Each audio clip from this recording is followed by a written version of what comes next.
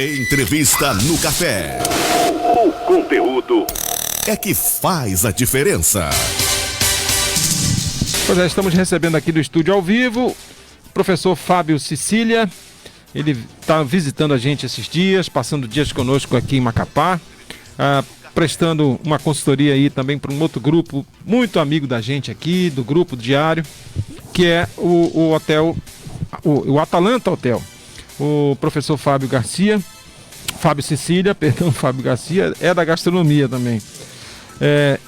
Enogastronomia, tem a sua formação, é professor da pós-graduação em gastronomia da UNAMA, é professor de empreendedorismo na Bionorte, lá no Museu Emílio Guild, da pós-graduação também da UEPA, é fundador da associação, da Abrazel Pará, e também ocupa a 41ª cadeira da Academia Brasileira de Gastronomia. Portanto, é uma sumidade esse nosso convidado. Tudo bem, professor? Seja bem-vindo à Diário FM, seja bem-vindo ao Café com Notícia. E olha, o nome é maravilhoso, Café. Já tem a ver com gastronomia, é um prazer estar aqui e estar conversando com os ouvintes aqui do Amapá, o estado nosso vizinho, que eu tenho um amor muito especial.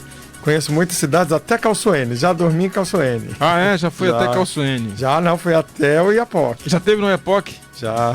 Gostei muito dessa visita. Mas não é a sua primeira vez conosco? Não. No Amapá eu venho sempre que possível, eu gosto. Acho que é uma região muito rica, que ainda mantém muito do que o estado do Pará já foi. Ele ainda está menos explorado em muitas coisas.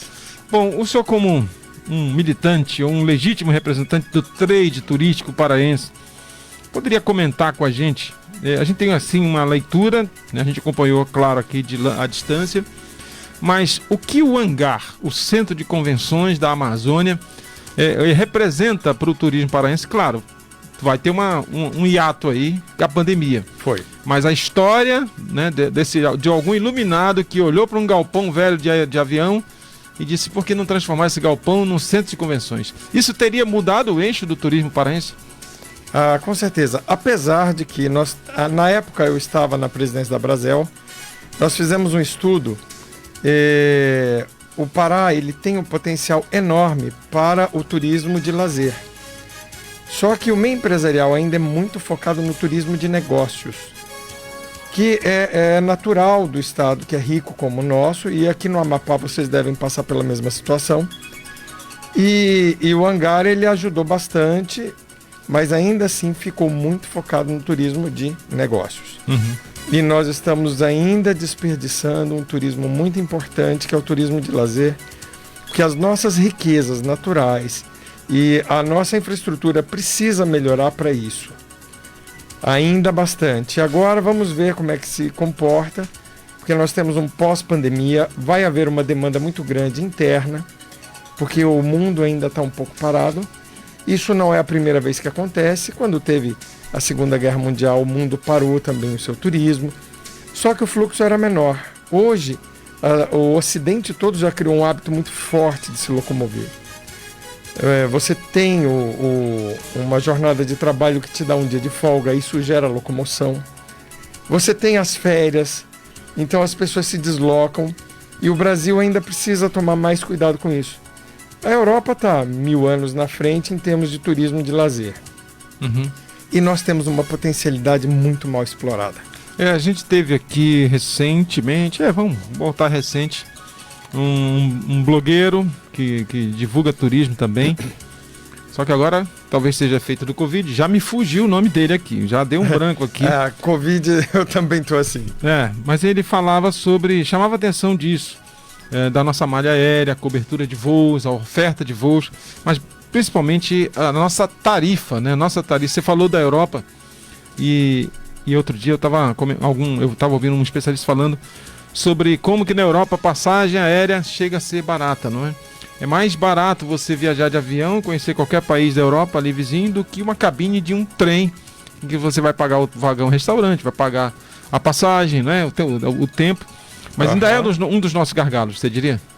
Nós temos ainda mais gargalos. Quer ver uma coisa que eu não entendo? Eu não consegui fazer uma viagem internacional saindo de Macapá. Nós temos a França aqui do lado, e quando eu fui no Iapoque, eu percebi que não tem tanto território a ser asfaltado. A ponte está pronta e eu não consigo atravessar. Então precisa se olhar para isso, porque foi uma das viagens mais impressionantes da minha vida, onde você está no mesmo ambiente geográfico, com a mesma cultura, desculpa, cultura não, mas a mesma população, mesmas condições climáticas, e quando você atravessa 10 minutos de catraia, você tem mundos diferentes. É um contraste, e né? isso, para um turismo, seria maravilhoso. Então, eu acho que a gente precisa ter mais cuidado com as conexões. O Brasil tem uma Embraer que produz aviões, e eu, para viajar de Belém para Macapá, às vezes é mais caro do que para Paris. Belém Altamira, garantidamente, é quase o preço de Roma. Então, algo está errado na nossa política. E nós temos petróleo. Nós temos Petrobras. Então, eu não vou entrar na seara política, Perfeito. porque isso é muito denso. Mas o meio empresarial é corresponsável. Nós ainda vivemos uma economia de migalhas, quando nós temos riquezas enormes, mas geralmente pouco explorada por nós. Não, e é impressionante, né? Nós tivemos a questão de talvez 2, 3 anos, uma cerimônia em Paris, em que o pessoal que milita no agronegócio fez questão de participar, porque a Organização Internacional de Saúde Alimentar, né, ia chancelar o Brasil como livre da febre aftosa, com vacinação. 3 estados do Brasil não haviam conseguido evoluir no status sanitário, o Amapá era um deles. Então, por conta de 3 estados, o país inteiro não era certificado como livre da fitose. Nossa. E aí, bom, o Amapá fez a parte dele, avançou, e hoje nós temos esse estado sanitário. Mas eu ia dizer, é porque quem foi para Paris, saindo pelo caminho normal, que é via São Paulo, pagou aí em torno de 8 a 9 mil reais. Quem saiu por Caiena pagou 180 euros num voo de ida e volta, e considerado um voo doméstico, Caiena-Paris. E olha só como nós poderíamos dar uma potencializada nisso, mas é preciso se entender todos os meandres que acontecem para que isso não mude. Primeiro, quem está desinteressado na mudança, porque o comodismo, ele também tem seu valor para alguém. Às vezes você tem que ir para a academia malhar, às vezes você prefere ficar gordinho. Então, o que está fazendo a gente patinar? Então, qual é a dor que a gente não quer sentir para depois sentir o prazer do sucesso? Então, é algo que no turismo, e eu vejo que a gente vai viver um momento, que é o momento de um bom planejamento, porque o mundo parou. E as possibilidades estão se reorganizando, e o Brasil, acredito ser um dos lugares que tem um potencial enorme. E não só para quem vem de fora, mas para quem está aqui dentro. Quantas pessoas no Brasil conhecem o Amapá? O próprio Belém, que fica um pouco fora de rota, que é uma passagem mais cara. Entendeu? O Amazonas. E isso daí eu acho que é hora da gente começar a focar e também proteger, porque você falou da febre aftosa. A nossa barreira sanitária é extremamente vulnerável. Eu que trabalho com chocolate e dependo do nosso cacau, você quando vai para a Europa, eles te dão um banho de defensivo natural dentro do avião, você é dedetizado dentro do avião para garantir que não vai estragar um pé de uva na Europa. E quando vem todo mundo para cá, vem carregando tudo que é doença e o risco de acabar com o nosso chocolate, acabar com o nosso nosso tucupi, o que for. E olha que na diplomacia se conjuga essa expressão reciprocidade, ou seja, Lógico. o que vale para um lado vai valer para o outro. Mas e qual é a dificuldade que nós estamos tendo para criar essas barreiras? Talvez é que nós sejamos muito relapsos, porque nós somos um país abençoado. Os riscos que nós corremos e sobrevivemos até hoje, só que dessa vez a gente sentiu o peso de um descontrole sanitário, mas isso foi mundial, não teve jeito. Perfeito, a gente está conversando aqui com o professor Fábio Cecília, ele é vice-presidente da Abrazel Pará. Uma das coisas que eu não disse aqui na sua breve biografia foi que o senhor é presidente da Associação dos Produtores de Chocolate de Origem Pará, é isso. A Copa, chocolate nosso, que eu nunca consegui entender por que dizem que o chocolate é europeu, se lá não tem um pé de cacau. E até no Amapá tem, aqui do lado, ó. Você sabe que eu brinquei, eu fiz uma zoeira, uma boa zoação com Eu estava ali no Catete, no Rio, e fui até o aterro do Flamengo e tinha uma barraca de frutas, de bebida natureba e tal. E tinha uma placa dizendo: aqui o melhor açaí da região. Aí, claro que eu fui pra cima do cara lá e disse assim: olha a propaganda enganosa, vocês não têm uma palmeira de açaí aqui. E levou na esportiva. Mas o açaí que se consome daquele lá embaixo não é nem de longe.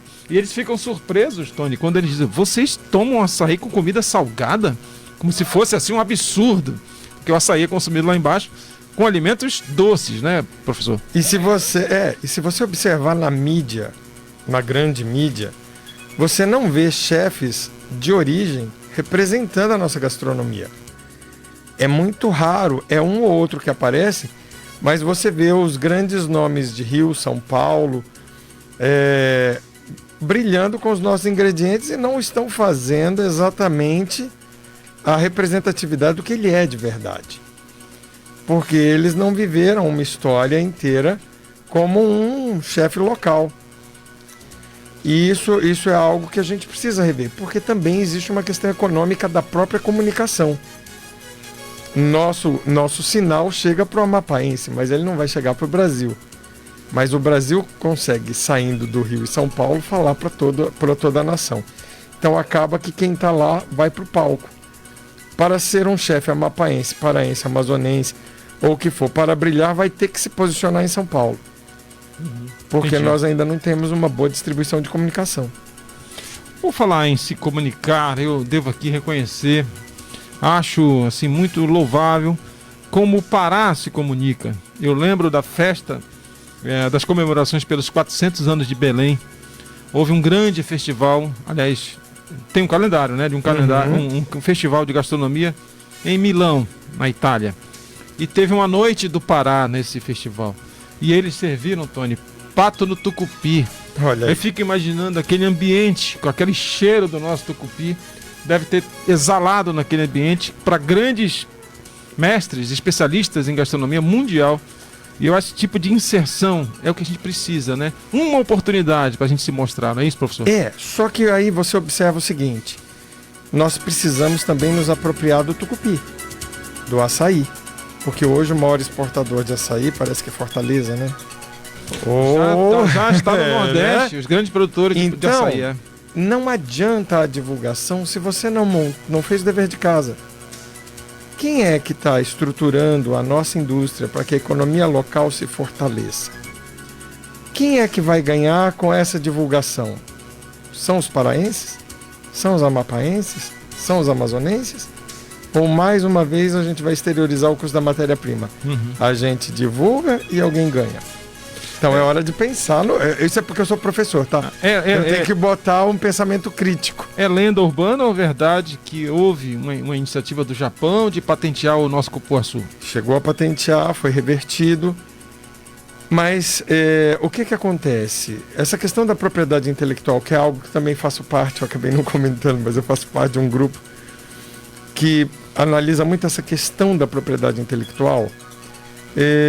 Você observa o seguinte: grandes pesquisas nossas estão lá fora. Eu estava conversando lá no Museu Emílio Guild. Nós temos uma pesquisadora de óleos essenciais que estava comemorando a 4ª patente do óleo de andiroba. Mas os Estados Unidos já tem 1.200 patentes.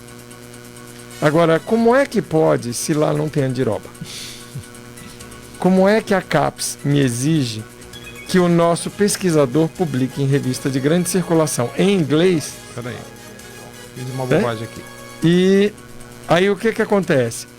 Você tem uma pesquisadora que faz todo o trabalho e é obrigada a publicar. E aí você abre uma concorrência voraz. Deveria-se fazer pesquisas em sigilo até os registros e depois sim fazer a divulgação. Mas muitos são convênios também, porque eu não vejo a reciprocidade nessa hora.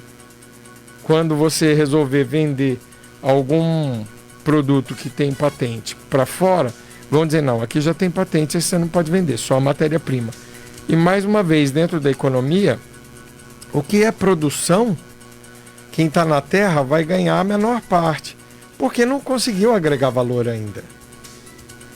Aí na segunda etapa você agrega valor, mas realmente O valor maior é na hora da comercialização, que é no setor terciário. Primário, você vai lá, produz, o açaí vale R$15. Quando você manufatura tudo, embala e tudo, ele já vai ter um valor agregado. Já tem a embalagem, já tem logística. E depois você vai para a comercialização, onde você vai para os espaços de grande volume de venda, que é onde você vai ter o markup em cima de novo. Que é a fase onde vai girar maior movimento econômico. Bom, o senhor falou, claro, guardadas as proporções, sobre o turismo de negócios no Pará. Aqui, segundo o nosso censo hoteleiro, o nosso Observatório do Turismo, que faz essa compilação, está sempre reunindo essas informações, o viajante que vem para o Amapá, predominantemente é a negócio, né? Mas o pessoal do trade faz o quê? Vamos tentar otimizar essa estada desse turista eventual aqui, né?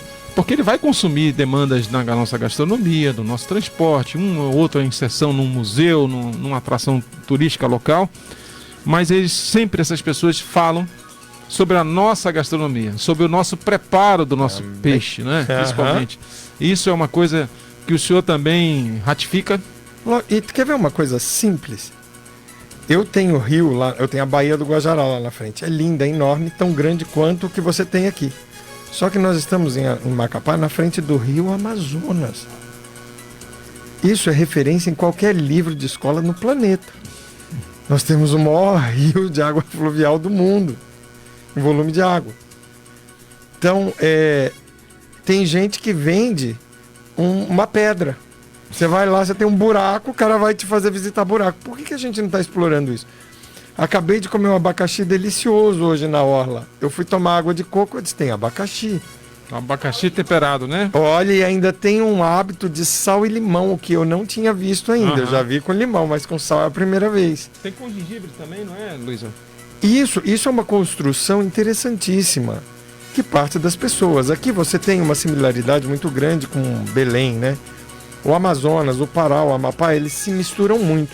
Mas aqui todo mundo fala muito do camarão no bafo, que é a cara do Amapá. Mas e quais são os outros pratos? O que a gente não pode vender de diferente? Né? A água de coco. E a água de coco tem todos os lugares aí que você vai tropicais, sempre tem uma água de coco para você. Mas o abacaxi já é uma coisa bem assim que eu achei marcante ser nosso aqui. E quais os outros pratos que foram desenvolvidos? E se não tem, chefes, vamos para a cozinha, vamos criar, tem ingredientes. Marquem a história a partir de agora. A história não precisa ser sempre aquela de 1000 anos. Comece a história hoje. Talvez seja... muita gente chega a questionar sobre qual a vocação do turismo do Amapá, né? O nosso turismo está aí, tentando se firmar, tentando se consolidar, né? como destino turístico. Mas pode ser esse mix, né? A gastronomia de um lado, o chocolate que se representa o rio Amazonas. Aqui em Calçoene, nós temos no Caciporé uma cooperativa que produz, né, um chocolate muito interessante lá, artesanal, mas estou sabendo agora. É o chocolate do Caciporé, aliás, e começa agora com essa pegada de uma apresentação mais comercial desse produto no rótulo. Então tem muita coisa para ser explorada, não é? E daqui a pouco ele vai virar europeu ou americano. Esse que é o problema. Nós temos que fazer isso se transformar em um benefício nosso. Para nossa sorte, o cacau não funciona fora do nosso habitat. Ele morre. Ele diz, eu não vou. É o que ainda tenta nos manter. Essa questão dos grandes produtores de açaí no Nordeste, agregando valor, agregando tecnologia, porque era tido como só dava em campos alagados, né? Existe tá aí, o Nordeste já é um grande produtor de açaí. E quer ver, isso vai mudar. Então, mais uma vez, a gente perdemos a borracha, falando do Pará. Castanha do Pará, daqui a pouco vai embora. E hoje o Brasil já não é mais, eu acho, que o grande produtor. Você tem o cacau, que não existia na África. E o cacau, por muitos anos, ele foi o maior produtor da Bahia, que nunca teve cacau autóctono. Eles foram levados coincidentemente do Pará, não foi nem do Amapá nem do Amazonas. Então, eu não vejo um problema que a gente compartilhe isso. Só que eu acredito que a gente usufrui muito pouco da nossa riqueza em pensar que eu já vi paraense com vergonha de tomar açaí. Eu tenho idade suficiente para dizer que eu já vi paraense que tinha vergonha do açaí. A nossa farinha, hoje tem outros estados que monopolizam o status de melhor farinha de mandioca.